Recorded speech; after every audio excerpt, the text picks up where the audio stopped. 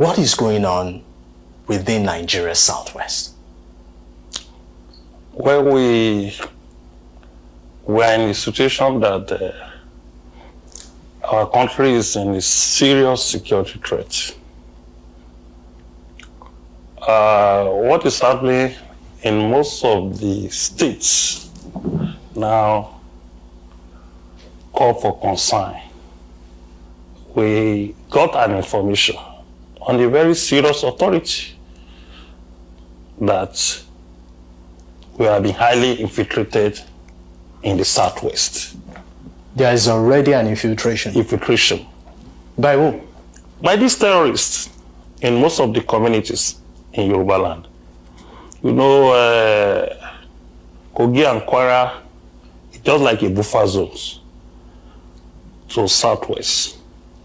And what they are doing in Kogi and Kwara is just a test of ground to start the major attacks in the southwest.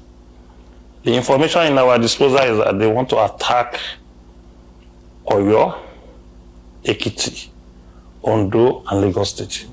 Oyo, Ekiti, Ondo, and Lagos State. You have it on good authority. Yeah, Ondo, Ekiti, and Lagos State. Who are these people? Well, those are the people that you are seeing that are attacking various places in Nigeria. Are they of any particular, tribal extraction? Well, in some cases you call them bandits. In some cases you call them Fulani headmen. But when you are talking of international terrorist organization, we have ISIS and ISWAP in Nigeria. We have Boko Haram too. And the three name was just a popular name, but different pocket of groups break from those organizations.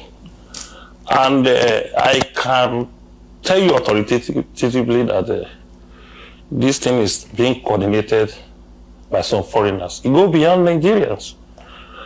And one of the reasons behind this attack is three issues. It's religion motivated, it's economic motivated, and ethnicity is there. And different groups have their own way of target on the basis of their own ideology. When you see the crisis is flowing from the northeast to the northwest, north centers. And I was surprised when I heard the governor of Benue State that there was no Christian genocide in the state yesterday. I was shocked. And the governor was a religion leader before he became a governor of the state. Even we that was not living in Middle Belt, we are being worried, seriously concerned about the incident that is happening in Benue State and Plateau State. And on a daily basis, we got information of attack from different communities. And I don't know how this man wants to classify genocide.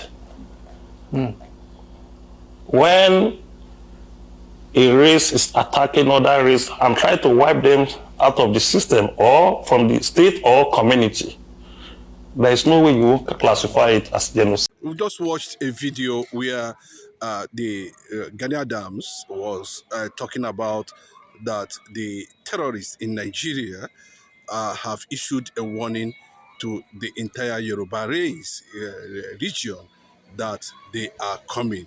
And Gani Adams reacted to that. It looks like it has become a conquest issue per se. How would you link this to U.S. intervention? Are they really coming? And of course, what Mazen Nnamdi Kanu should be going through in Sokoto prison, confirming a report that Mazen Nnamdi Kanu was actually celebrated by inmates and hated by inmates, as a hero and a messiah. What's your reaction to all this? I am Mr. Paradeni Okokonde in this Second Republic of Biafra, lead by Mazen Nnamdi Kanu, Simon Ekpa, and Biafra Republic government in Israel. I thank all our fans all over the world. God bless every one of you. And I thank God Almighty for keeping you alive, blessing you and upholding you. And I thank Biafrans who stand firmly with Nnamdi Kanu. I thank Donald Trump and America. May God bless every one of us in Jesus' name. Amen. You see, Gani Adams is a man reckoned in Yoruba. I think he's a kakanfo of Yoruba land now. If Gani Adams, although when somebody is getting age, the active of that person coming down, the activeness of that person coming down. But if Gani Adams can be able to rise up, as in the days of June 12th, I think Yoruba land will be saved by God's grace, not by might.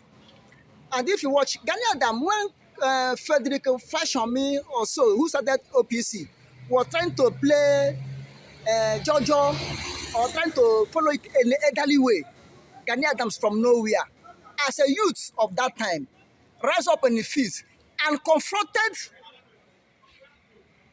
Nigerian security agent that time. Even after the exit of Babangida, Abacha was in, Gani Adams was still there. They were fighting. It was Gani Adams' effort that made June 12 to actualize for what Yorubas are benefit now, for what Obasanjo gained, for what Tinubu is gaining now. It was Gani Adams' effort.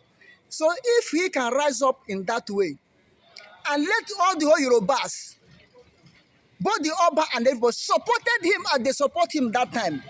If they will go and invoke the spirit of Abraham Adesoya and the Paruman and others to back him up, let them do it. You understand? Because if you watch, the plan of Usman Dafodio from 1800 up to now, Fulani haven't given it up. And nothing can stop Fulani to give up in what they mean to do, unless by resistance. Unless by resistance. And resistance cannot come by the government because they own the government now. Resistance will come from a group of people, tribal nationalities, where they will come from. Because Nigerian security system have been overtaken by Fulani Muslim jihadists. You understand? So Gani Adams should wake up. Before we will wait the time America will come in, maybe the deed have done. When you wake up now, start resistance, then by the time America will come in, you have secured yourself a little than to go and sleep. America is coming. What if America did not come? What if America did not come?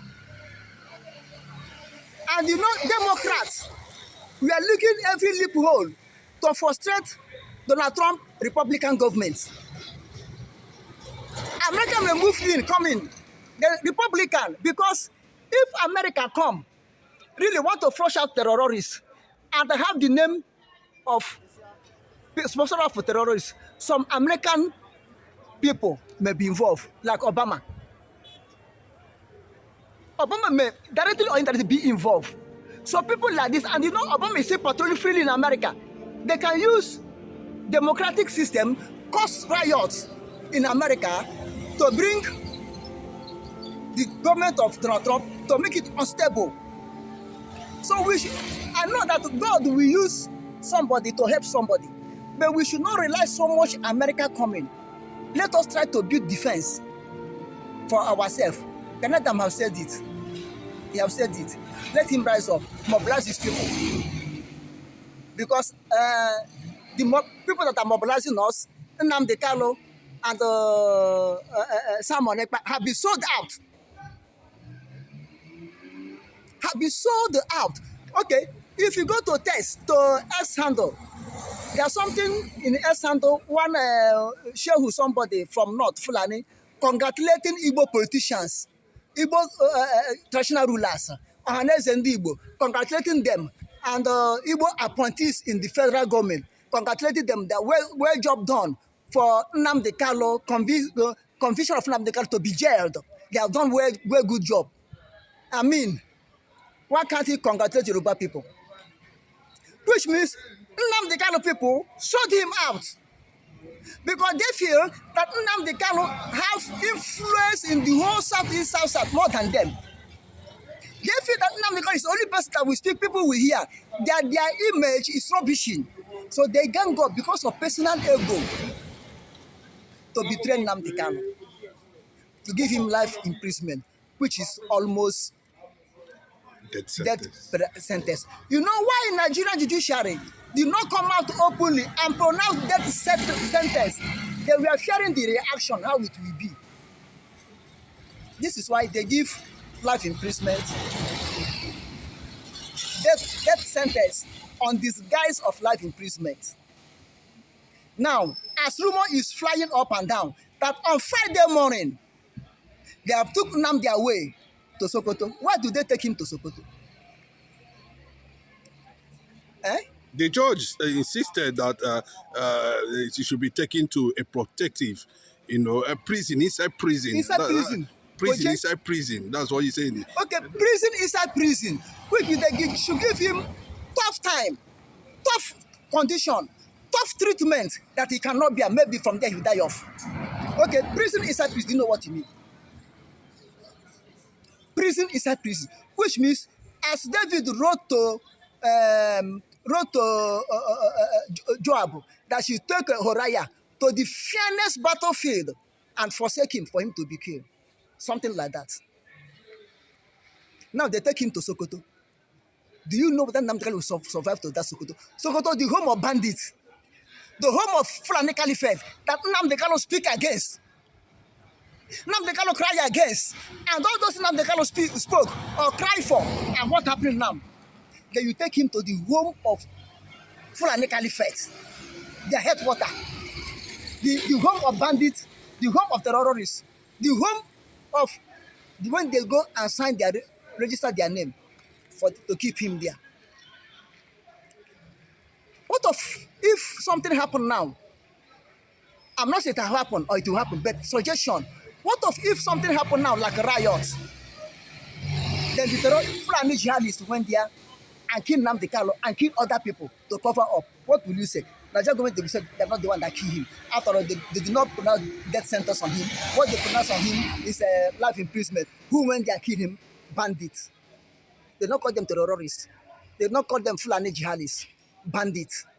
Whom are you going to hold? How many bandits you have in Nigeria? How many bandit groups you have in Nigeria?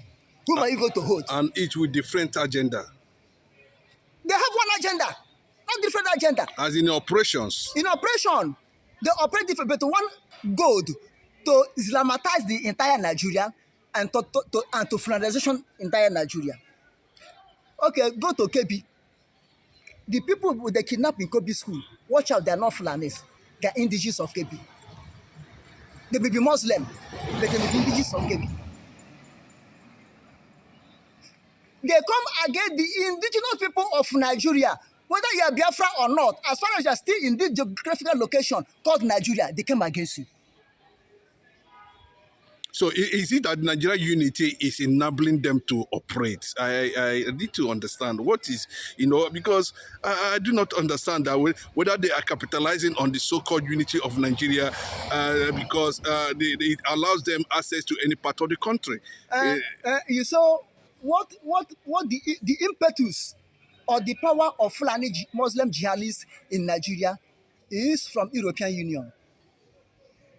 European Union. The colonial master, the imperialist, mostly from Britain and France, including Germany. They are looking for cheap oil and gas. So it's both economical, politically and otherwise. Look at it. What happened to Nnamdi Kanu? Sentence of Nnamdi Kanu, judgment of Nnamdi Kanu, trials of Nnamdi Kanu, ways of Nnamdi Kanu, speaking against Fulani Kabas. What the same thing Awolowo did. What the same thing happened to Awolowo. Who jailed Awolowo? Who sentenced him? Yoruba man. Supervised by Britain. Now, who jailed Nnamdi Kanu? Yoruba man, supervised by Britain.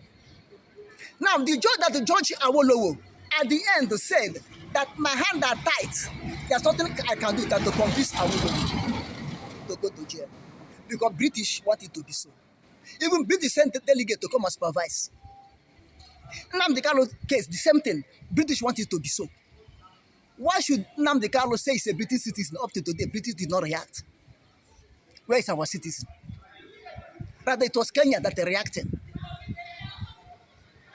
Now look at it. The war in Ukraine have exposed the weakness of colonial masters. Western Europe have exposed their weakness. Look at since Donald Trump entered, pulling America from sponsoring Ukraine war. Don't get that Western Europe is collapsing. NATO, European Union is collapsing because they rely on Russia. The oil and gas, the lifeline of Western European economy or industrialization rely on Russian oil and gas. Now the attempt is shivering. Zelensky and Ukraine are losing. Then they don't have any place again to sustain them on oil and gas than Nigeria that is weak, which they have broke already. Look at it, all the whole four Sahel region countries in West Africa have sacked France away. They're not no more there. So they're looking for where they will get cheap oil and gas. And the pipeline have left from Imo State, reach Sokoto, to leak to Niger, it stopped there. Because Niger government and Russia did not allow it. It could have gone to Mauritania, then to Morocco, to Spain, for them to have Nigerian oil and gas from Biafra land to replace Russia own. You see why the case in Nigeria, Fulani have upper hand. And whom they will use, they're using Fulani to make sure they get what they want. And Fulani has nothing to lose, rather they gain if they kill the whole Nigerians, because the land will belong to them. Them and European Union share the looties. One by one. That's why you see Nnamdi Kanu suffering. That we see Nnamdi Kanu removed from Koje. But if Nnamdi Kanu is in Koje prison, he will command influence.